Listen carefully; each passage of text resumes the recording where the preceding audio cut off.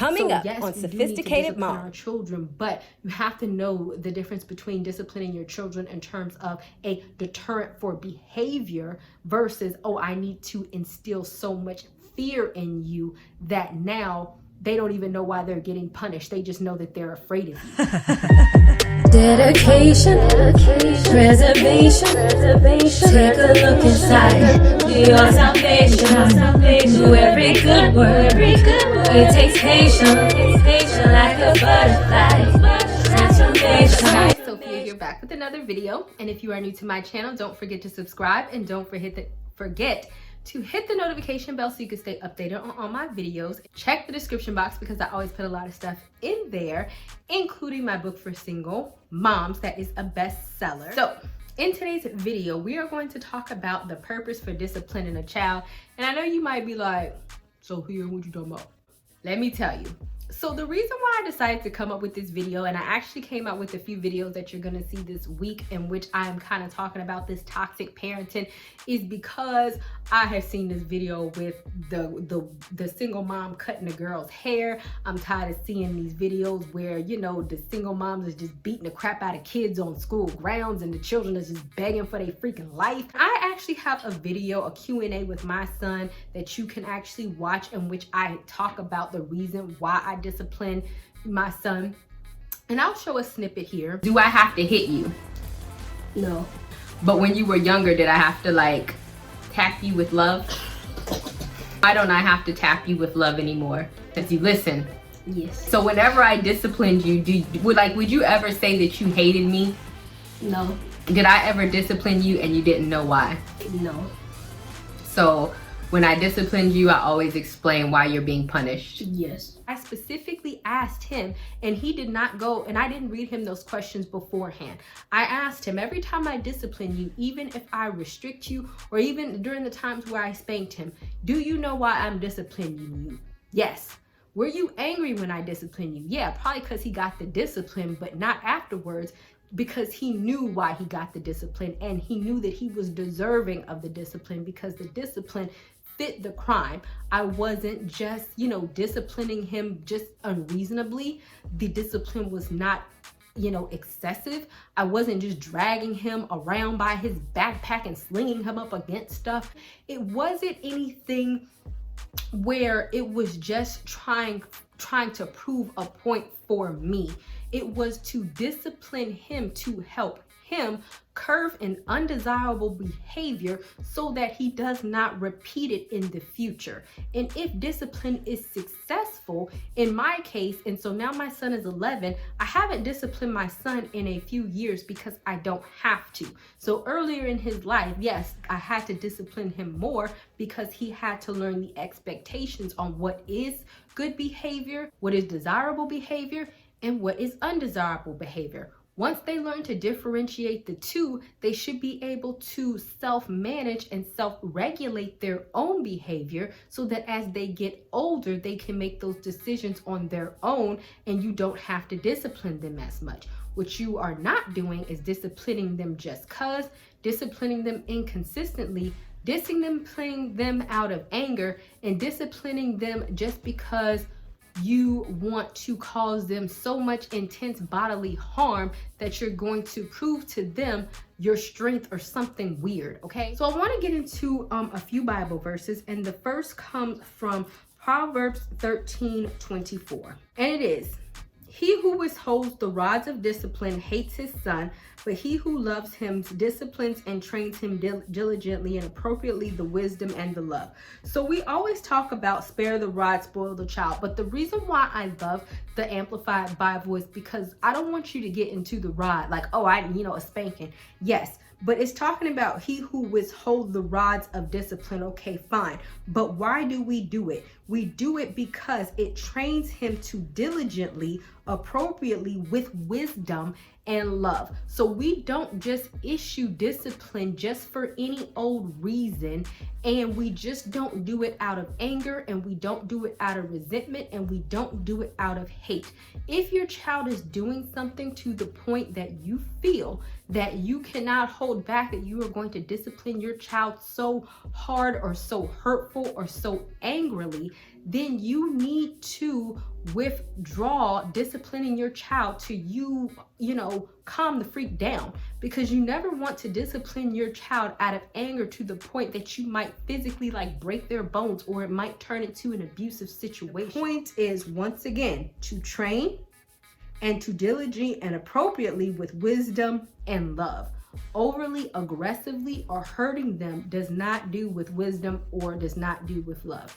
In my son's Q&A video, I also asked him, after I discipline you, do you ever feel like you want to say to me, I hate you? And he said no. And I said, even do you ever feel that way? And he said no, because I always explain to him the reason why I'm disciplining him with love, and I never want my son to confuse discipline with me hating him. You need to tell them or allow them to understand the difference between the two. Okay, so going to Proverbs 29:15, the rod and reproof of godly instruction give wisdom, but a child who gets his own way brings shame to his mother. So the reason why I'm saying that is because discipline is, how can I say this? So I've noticed that when people discipline inconsistently, that is when you have problems. And I've noticed this because I do have a large background from working with at-risk youth. Even in the Department of Juvenile Justice, I was a correctional officer, and then I was a case manager and a counselor for at-risk youth. So one thing that I noticed, especially when I was a case manager, is that some of the parents will be like, oh, I do discipline my child. They would tend to be more well-behaved with me, but not with their own parents. And so what it comes down to is this, it comes down to the consistency in which you apply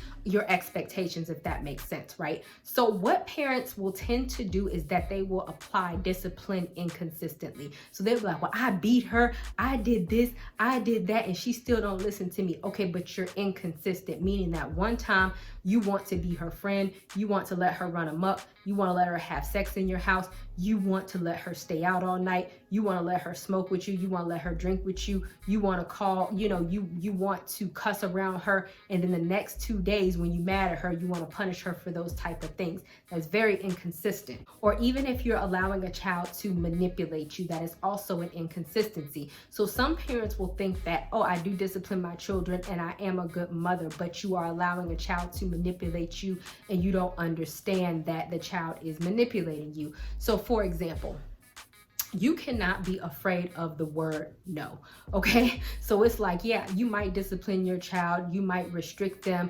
but if your child is like, well, fine, I hate you and I'm not going to talk to you anymore, and then the next day you're getting mad, you're like, oh my gosh, my child hates me and don't want to talk to me anymore, and then you're lifting up the discipline, then guess what? Your child has now manipulated you and now they have gotten their way. And so it really doesn't matter that the little few hours that you did discipline them, because now they don't respect you and now they know how to manipulate you. Or if you're not true to your word, like you always have to mean what you say. Like for example, if you tell them, okay, you're grounded and you're not going to the homecoming dance, right, on Saturday. And so they cry and cry all the way up until Saturday, and you're like, fine, you can go up to the homecoming dance. Once again, you have now given in on your word, and so and you might be like, okay, but after the homecoming dance, you're back to being grounded, and you might even stick to that. But once again, that is an inconsistency. So you have to understand that whenever you issue discipline as a parent, you have to be consistently consistent. You cannot, and I've even seen parents, whenever they get mad, you want to discipline them one day and then you want to stoop down to their level. And especially when I work with at-risk youth, I've seen parents do this.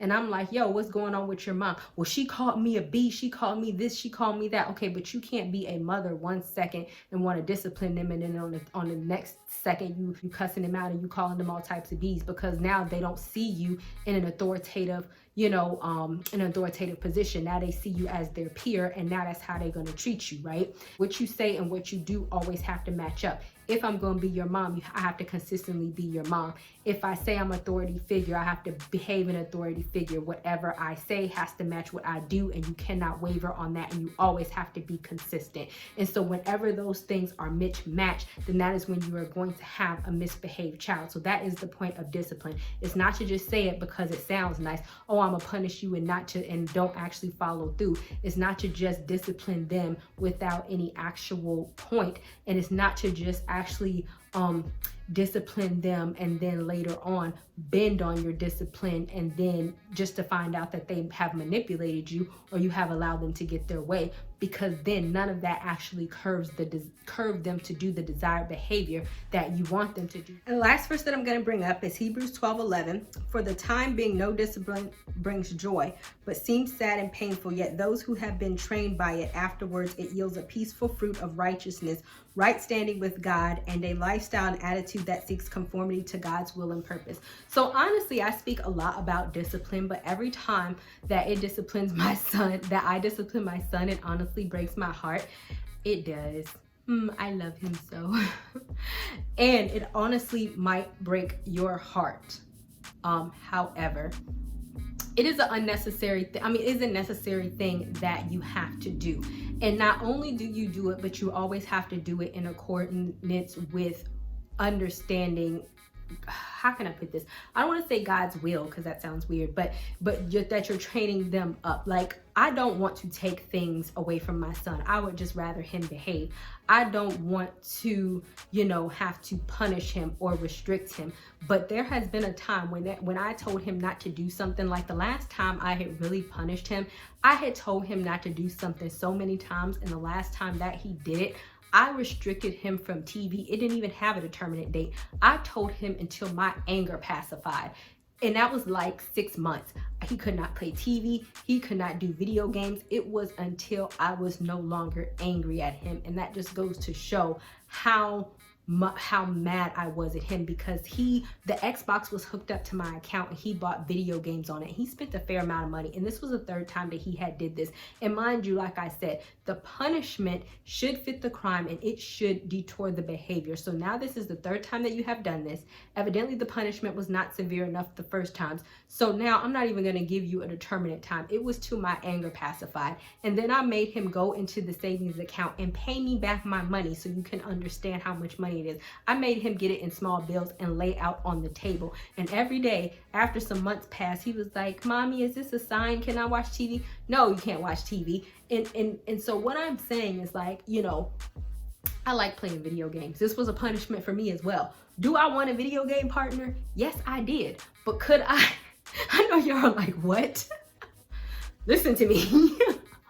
But and did it make me sad? It did, because there was some times when he was like, "Mommy," I got all the Xbox remotes and put them in my room, in my closet, and the TV remote and put them in the closet and locked the door, because I didn't want him sneaking. And then I would check the history on YouTube to make sure that he was not on the computer watching videos. Like, really, I went through extreme lengths to make sure that he wasn't even sneaking, doing anything, right?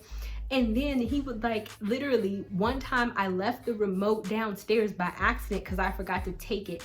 And he literally came in downstairs and he saw the remote, and he even turned on the TV.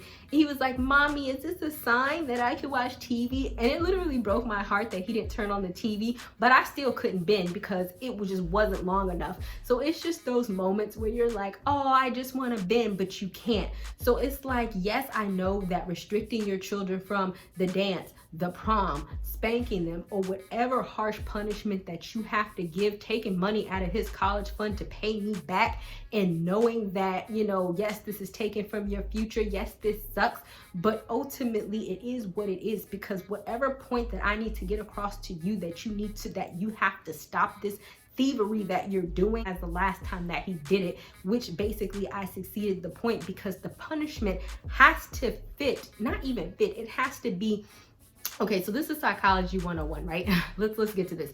So whenever a punishment is issued, right, a child or an individual, a person, a reasonable person, anybody, but a reasonable person is going to say in their brain, if I get caught for doing this, can I take the punishment? If they say, oh, my mama's gonna but punish me doing this and I can take that, they're going to take the risk by doing the desired behavior that you don't want them to do, knowing that the punishment is this, only if they get caught and feeling like they're going to be able to take the punishment. So when you issue out the punishment has to be so severe that they have to look at whatever it is that they want to do and be like, I can't risk it.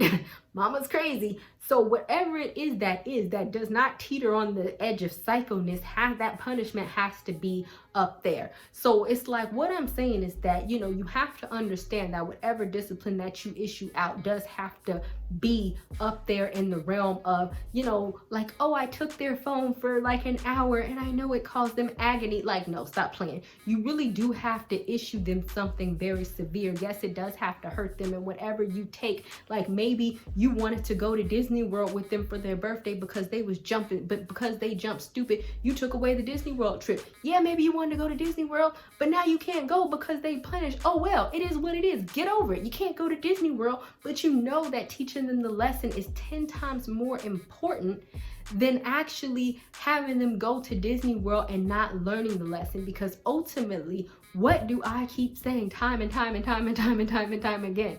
Your ultimate responsibility for your child is to have them grow up to be a successful, responsible, and God-fearing adult without you being there. Because you're not always going to be there. When you are not there in college, you want them to make the right decision, and you want to know without a shadow of a doubt that they're going to be able to do it. And they're an adult, you want them to make the right decisions without you being there. That is the point of discipline. And the reason why, and like I said, it is not to humiliate and post all over freaking social media. It is not to just hurt them or to break their spirit or to just make them, and I do believe in reverence, fearing adults in terms of reverence, like the way that we fear God, but not to like fear you in the terms that they're shaking in their boots, that they want to like pee on themselves or leave the room every time that you come. There's a fine balance. So yes, we do need to discipline our children, but you have to know the difference between disciplining your children in terms of a deterrent for behavior versus, oh, I need to instill so much fear in you that now they don't even know why they're getting punished. They just know that they're afraid of you. That's kind of different, if you know what I mean. I really hope that made sense. I did a lot of talking, but I'm mumbling and rambling. So I'll see you guys another day, another time.